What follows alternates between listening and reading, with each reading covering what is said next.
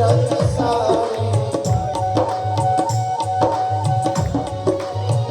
तोने मिलाई थी जो पच रंग साड़ी, तोने मिलाई थी जो पच रंग साड़ी, जयपुरिया लहंगा बाबा कोटे किनारी, अवधपुरिया लहंगा बाबा कोटे किनारी। मैं तो लहर लहर लहराऊंगी, मैं तो लहर लहर लहराऊंगी, मैं तो लहर लहर लहराऊंगी, मैं तो लहर लहर लहराऊंगी। अरे हाँ बधाई लेके आओ, अरे हाँ लेके आओ, अरे हाँ बधाई है।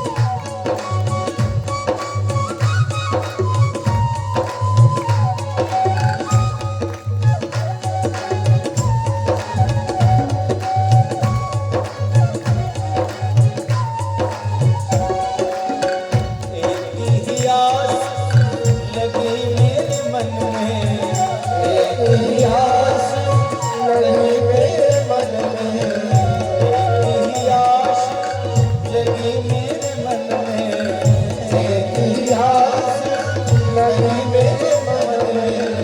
कब पहुँचूंगी मैं नंद भवन में, कब पहुँचूंगी मैं नंद भवन में, मुख निरख निरख बल जाऊंगी, मुख निरख निरख बल जाऊंगी, मुख निरख निरख बल जाऊंगी, मुख निरख निरख बल जाऊंगी। अरे हाँ एक बार दोनों हाथ उठा के सभी लोग बड़े भाव के साथ बोलेंगे, बधाई लेके आओ, अरे हाँ बधाई लेके आओ, अरे हाँ बधाई लेके आओ, अरे हाँ बधाई लेके आओ। मैं तो लहर लहर लहराऊंगी, मैं तो लहर लहर लहराऊंगी, मैं तो लहर लहर लहराऊंगी, मैं तो लहर लहर लहराऊंगी।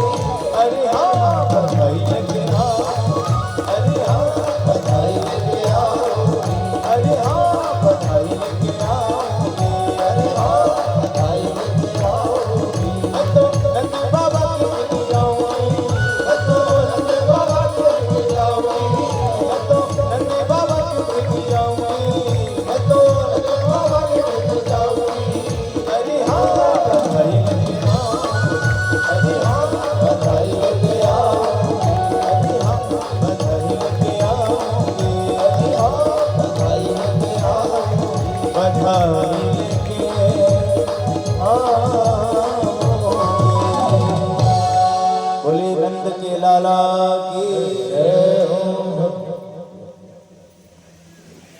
देने तो नहीं आने वाले, तो जो लोग उठ के गए हैं उनको जरूर मिलेगी बधाई, चिंता मत। परमानंद का उत्सव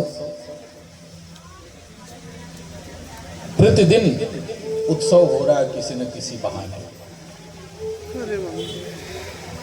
कहते हैं 6 महीने तक भगवान के प्रागट्य का उत्सव ब्रज में मनाया गया, इतना आनंद था लोगों में। भगवान के प्रागट्य के उत्सव का आनंद ब्रज में, केवल ब्रज में नहीं है, सारे ब्रह्मांड में है, सारे देवता आनंद में है, क्योंकि आज जगत का पालनहार अवतार लेकर के आया है, सबका मन आनंद से भरा हुआ है। प्रतिदिन उत्सव हो रहा है, नित्य उत्सव मंदिरम, और मंदिर का मतलब यही होता है मंदिर में रोज उत्सव होना चाहिए, प्रतिदिन। उत्सव ना हो तो मंदिर सूना हो जाता है, मंदिर में जागृति नहीं रहेगी। रोज उत्सव होना चाहिए, कोई ना कोई बहाना ढूंढ लीजिए। आज गुरुवार है तो गुरुवार एकादशी है तो एकादशी का उत्सव हो रहा है, आज शुक्रवार है तो चलो भगवान का अभिषेक हो रहा है। प्रतिदिन मंदिर में उत्सव होना चाहिए। उत्सवों का, मंदिर का मतलब यही है। उत्सव मतलब जानते हैं उत्सव किसको कहते हैं? उत्सव शब्द का मतलब क्या होता है? उत माने होता है भगवान, उत्कृष्ट। उत्कृष्ट कौन है? भगवान। और सब का मतलब होता है प्रकट होना। तो भगवान का प्रकट होना ही उत्सव है। कब प्रकट होते हैं भगवान? हम लोग तो साल में 2 बार प्रकट करते हैं, एक बार जन्माष्टमी में, एक बार रामनवमी। अरे भगवान रोज प्रकट होते हैं। आप रोज जन्माष्टमी मनाइए ना, किसी ने मना किया क्या आपको? कोई केस नहीं करेगा, आप रोज जन्माष्टमी मनाइए।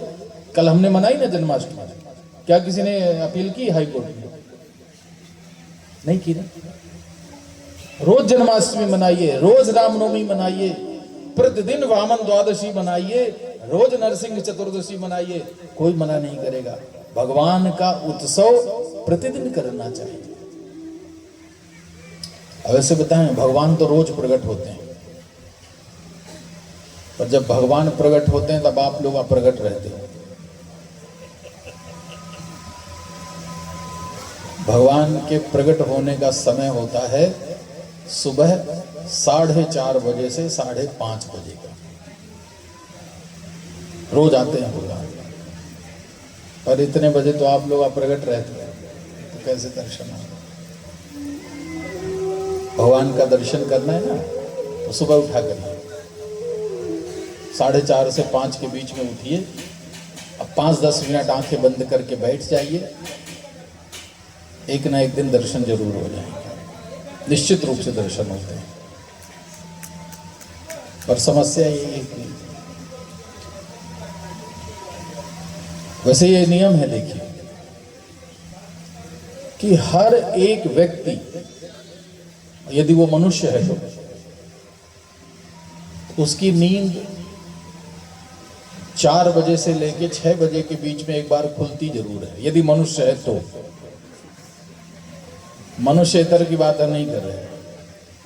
यदि वो मनुष्य है तो 4 बजे से 6 बजे के बीच में एक बार नींद जरूर खुलेगी उसकी। ये प्रकृति का नियम है। और जब नींद खुलती है ना तो 2 लोग आते हैं। जैसे ही 4 से 6 के बीच में नींद खुलती है तो 2 लोग आते हैं, युधिष्ठिर और दुर्योधन। 4 से 6 के बीच में ये दोनों जरूर आते हैं। तो जब नींद खुलती है तो सबसे पहले युधिष्ठिर आते हैं, धर्मराज हैं। तो जैसे ही नींद खुली तो धर्मराज कहते हैं, उठो, सुबह हो गई है, अब ध्यान करो, स्नान करो, भगवान की पूजा पाठ में लग जाओ, नित्य कर्म करो। तो जो युधिष्ठिर की बात सुन लेते हैं वो उठ के अपने काम में लग जाते हैं। जो नहीं सुनता तो उसके ठीक 1 सेकंड बाद दुर्योधन आता है और कहता है, अरे अभी तो 4:30 बजे है, अभी 3 घंटा और है, चादर ओढ़ो और एक नींद और मारो। जिसने दुर्योधन की बात मान ली वो सीधे 8:30 बजे उठता है। ये बिल्कुल पक्की बात है। कब यहाँ ज्यादा लोग दुर्योधन के ही भक्त होंगे, युधिष्ठिर वाले तो कम होंगे। कल सुबह ट्राई करिएगा, जब नींद खुले तो देखिएगा आप किसकी बात मानते हो। 1 दिन, 2 दिन, 4 दिन युधिष्ठिर की बात मान के देखिए, आनंद जरूर आएगा। और आनंद ही कौन है? भगवान आनंद ही है ना। आनंद आएगा तभी तो भगवान आएंगे। कभी कभी लोग कथा सुनते, महाराज जी कल की कथा में बड़ा मजा आया, परसों की कथा में बड़ा मजा आया। तो जिसको मजा आता है वो तो कभी कथा सुनता ही नहीं है, क्योंकि कथा में मजा नहीं आता। मजा तो संसार के विषयों में है। अच्छा भोजन कर लो तो बड़ा मजा आया, संसार का अच्छा दृश्य देखा तो बड़ा मजा आया, लेकिन कथा में बैठ के भी जिसको मजा आ रहा है वो कथा में नहीं आया। कथा श्रवण करने के बाद जब अनायास मुख से निकले कि महाराज जी आज कथा में बड़ा आनंद आया, तब जानिएगा कि आज आपने कथा सुनी है। आप तो मजा लेने आए हो, तो मजा लेने में फिर भगवान कहाँ मिलेंगे? मजा में तो संसार के विषय मिलते हैं, आनंद में भगवान मिलते हैं। तो एक आध 2 दिन 4 दिन युधिष्ठिर की बात मानिएगा और फिर देखिएगा मजा नहीं आएगा, आनंद आएगा आपको। मजा तो आता है जब 8:30 बजे सो के उठो, और आनंद आता है जब सुबह 4:30 बजे सो के उठ जाओ, उस समय बड़ा परम आनंद आता है। नित्य उत्सव होता है मंदिर में, और नित्य उत्सव हो रहा है ब्रज में, क्योंकि गोकुल मंदिर बन गया है, भगवान आ गए हैं, रोज उत्सव हो रहा है प्रतिदिन। नंद बाबा ने सोचा कि आनंद उत्सव में तो हम भूल ही गए, मथुरा जाना है कंस का कर देने के लिए। सारे ब्रजवासियों गोकुल वालों को बुलाया, बोले भैया हम कल मथुरा जा रहे हैं, तो जिसके जिसके टैक्स की जितनी राशि हो ला करके मुझे दे देना, मैं मथुरा जाऊंगा, कंस को दे के आ जाऊंगा। अगले दिन सबने अपना अपना कर दिया। नंद बाबा लेकर के गए मथुरा, कंस से मिले, अपना कर उनको प्रदान किया। बाद में कारागार में गए, वसुदेव जी से मिले। मित्रता है दोनों की, और दोनों के मित्रता का भाव देखिए, मित्र कैसा होना चाहिए। मानस में कहा है गोस्वामी जी ने कि मित्र का मतलब है जो अपने मित्र के दुख को पहाड़ जैसा माने और अपने दुख को राई के समान माने, वो मित्र होता है। मित्र वो नहीं है जो अपने दुख को पहाड़ बना के बताए और दूसरे को बोले अच्छा चल हो गया होगा, ज्यादा चिंता मत करो। मित्र वो नहीं है। यहां उदाहरण देखिए, नंद बाबा जब वसुदेव जी से मिलने कारागार में गए तो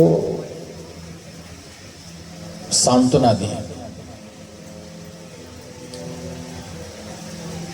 वसुदेव जी ने कहा नंद जी बहुत अच्छा आए हो, मैंने सुना है तुम्हारे यहां लाला हुआ है, सुन करके मुझे बड़ा आनंद आया है। इतने दुखी हैं, जिस पिता के 6 पुत्रों को कंस ने मार दिया हो, 7वां और 8वां भी उन्हें न मिला हो, उस पिता के हृदय की क्या दशा होगी।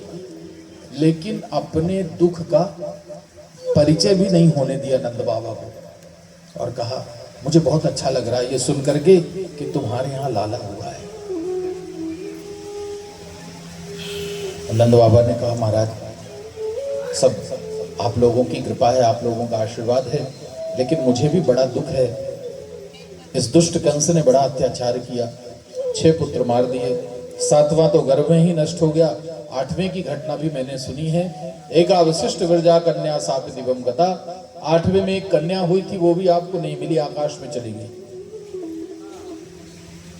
लेकिन वसुदेव जी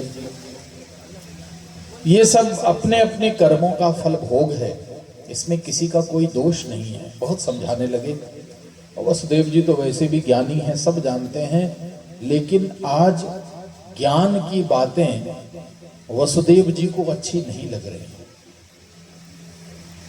क्यों? क्योंकि वसुदेव जी का मन कहीं और लगा हुआ है। जब से वसुदेव जी को पता चला है कि कंस ने बहुत सारे असुर भेजे हैं गोकुल में, छोटे छोटे बालकों को मारने के लिए, व्याकुल है मन। उन्होंने तुरंत नंद बाबा से कहा नंद जी ये सब बातें बंद करिए। कंस ने असुर भेजे हैं वहां ब्रज में, छोटे छोटे निरपराध बालकों का वध करने के लिए। तो एक मेरा भी बालक आपके यहां रहता है, रोहिणी का बेटा, और दूसरा आपका पुत्र है।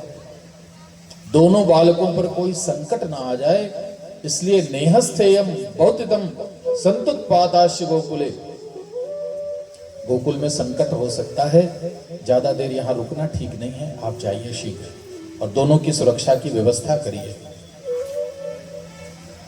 नंद के मन में भी भय व्याकुल हो गया। वसुदेव जी को प्रणाम किया और गोकुल की ओर चल पड़े। लेकिन वसुदेव जी की बात गलत नहीं थी, प्रकट हो गई। कंस के द्वारा भेजा गया एक संकट गोकुल में पहुंच गया है। नंद बाबा के पहुंचने के पहले संकट पहुंच गया, बड़ा भारी संकट है। कंसेन प्रहिता घोरा पूतना बाल घातिनी शिशूश्च चार निघ्नन्ति पुरग्राम व्रजादिषु।